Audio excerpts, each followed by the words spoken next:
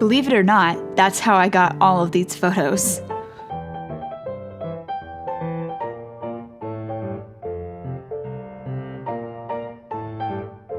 First thing I do in photo editing is remove the binder clip.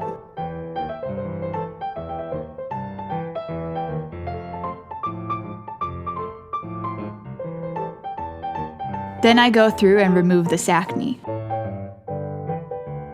Spot healing brush works nicely for most of that.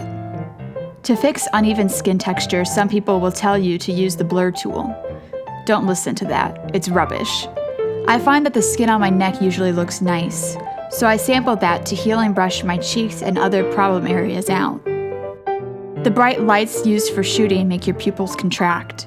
I go back in and size them up to a more normal size.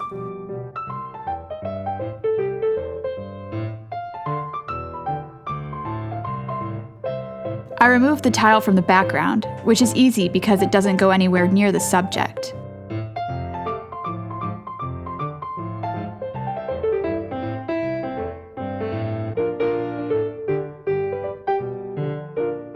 In a real studio, this backdrop would not be so close to the subject, or at least the backdrop would be backlit so that these shadows would not occur.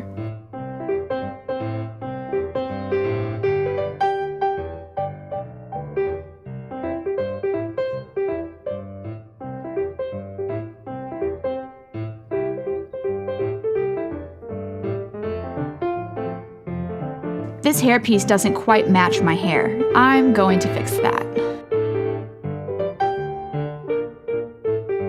Now this is the fun part where I play around with filters and see what I want to do.